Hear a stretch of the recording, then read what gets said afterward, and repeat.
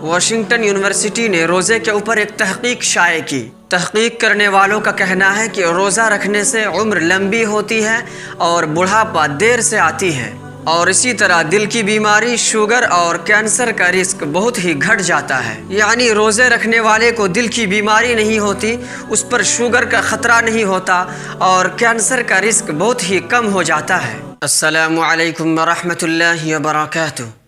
بہت سے بار شیطان ہمارے دل و دماغ میں یہ وسوسہ ڈالتا ہے کہ روزہ رکھنے میں کوئی فائدہ نہیں ہے، نہ روزہ رکھنے میں کوئی حکمت ہے اور نہ کوئی مصلحت۔ روزے میں صرف بھوکا اور پیاسا رہا جاتا ہے، روزے میں صرف بھوکا اور پیاسا رہنے کے علاوہ کوئی فائدہ نہیں۔ بہت سے لوگ یہ کہتے ہیں کہ روزہ اس لیے رکھا جاتا ہے تاکہ ہم غریبوں کے بھوک اور پیاس کو محسوس کر سکیں۔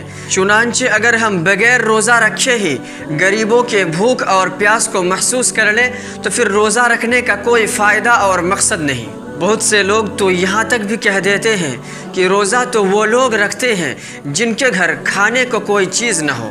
ہمارے دل میں یہ اور اس طرح کے بے شمار شکوک و شبہات ڈالے جاتے ہیں۔ میرے بھائی اور میری بہن، آئیے آج ہم دیکھتے ہیں کہ روزے کے بارے میں میڈیکل سائنس کیا کہتی ہے۔ ایلین یونیورسٹی آف شکاگو کے ماہرین نے روزے پر تحقیق کی اور انہوں نے اپنی خبر کو یوں شائع کی کہ جب آدمی 14-15 گھنٹہ بھوکا رہتا ہے تو اس کے بھوکا رہنے کی وجہ سے اس کا جو زائد وزن ہے وہ گھٹ جاتا ہے اور خون کے اندر کے شوگر میں کمی ہوتی ہے۔ یعنی روزہ زائد وزن والوں اور شوگر والوں کے لیے ایک علاج ہے۔ واشنگٹن یونیورسٹی نے روزے کے اوپر ایک تحقیق شائع کی۔ تحقیق کرنے والوں کا کہنا ہے کہ روزہ رکھنے سے عمر لمبی ہوتی ہے اور بڑھاپا دیر سے آتی ہے، اور اسی طرح دل کی بیماری، شوگر اور کینسر کا رسک بہت ہی گھٹ جاتا ہے۔ یعنی روزے رکھنے والے کو دل کی بیماری نہیں ہوتی، اس پر شوگر کا خطرہ نہیں ہوتا، اور کینسر کا رسک بہت ہی کم ہو جاتا ہے۔ اسی طرح ہارورڈ یونیورسٹی نے صرف ایک جملے میں روزے کی اہمیت بتا دی کہ روزہ رکھنے سے انسانی جسم کے سیلز پر بہت اچھا اثر پڑتا ہے، یعنی روزے رکھنے والے کو لمبی زندگی ملتی ہے۔ جان ہاپکن یونیورسٹی کے ڈپارٹمنٹ آف نیورو سائنس کا کہنا ہے کہ روزہ رکھنے سے انسان کا بڑھاپا ٹل جاتا ہے، یعنی روزہ رکھنے والے کو بڑھاپا دیر سے آتا ہے۔ اسی طرح روزہ رکھنے سے بھول کی اور الزائمر کی بیماری بھی نہیں ہوتی۔ اسی طرح خون میں موجود نقصان دہ کولیسٹرول بھی بہت گھٹ جاتا ہے، جس کی وجہ سے انسان ہارٹ اٹیک سے بھی محفوظ ہو جاتا ہے۔ اور یہاں پر ہی بس نہیں، بلکہ روزہ رکھنے سے کینسر کا مرض بھی ختم ہو جاتا ہے۔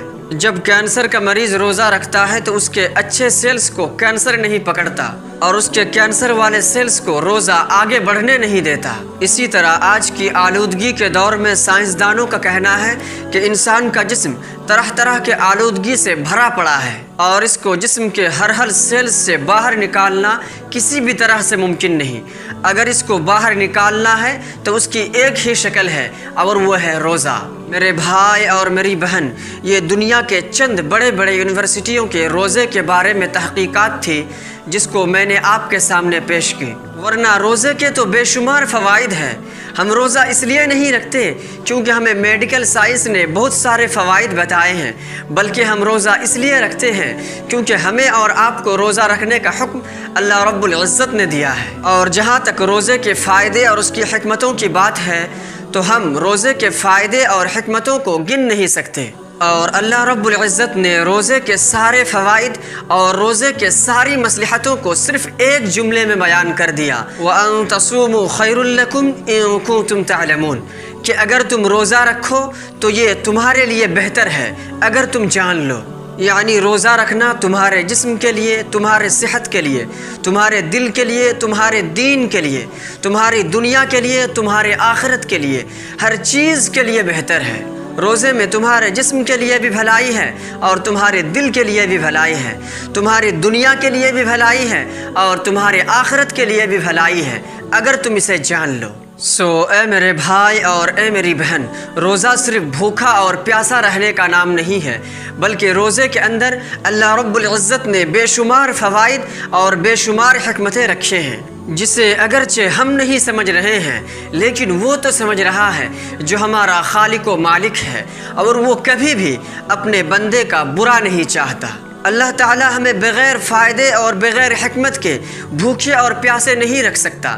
جب اللہ تعالیٰ نے ہمیں بھوکے اور پیاسے رہنے کا حکم دیا ہے تو ضرور اس کے اندر کوئی حکمت اور کوئی مصلحت ہے۔ اور یہ جو چند مصلحتیں، چند فائدے اور چند حکمتیں میں نے آپ کے سامنے بیان کیا، یہ دراصل میڈیکل سائنس نے اس کا اعتراف کیا ہے، اس کو مانا ہے، اس کو اقرار کیا ہے، جس سے یہ بات بہت اچھی طرح ثابت اور ظاہر ہو جاتی ہے کہ اللہ رب العزت اپنے بندوں کے ساتھ ہمیشہ بھلائی ہی چاہتا ہے کہ میرا بندہ دنیا میں بھی کامیاب ہو، آخرت میں بھی کامیاب ہو، اس کا جسم گندگیوں سے پاک ہو، اس کا روح بھی گندگیوں سے پاک ہو، اس کا جسم بیماریوں سے پاک ہو، اس کا باطن بھی بیماریوں سے پاک ہو۔ تو یہ روزے کے جسمانی فائدے تھے جو میں نے آپ کے سامنے پیش کیا، اور روزے کے روحانی فائدے یہ ہیں جو اللہ رب العزت نے بیان کیا کہ روزہ تم پر ہم نے اس لیے فرض کیا تاکہ تم متقی بن سکو۔ سو آئیے ہم روزے کے بے شمار فائدے کو سمیٹنے کی کوشش کرتے ہیں،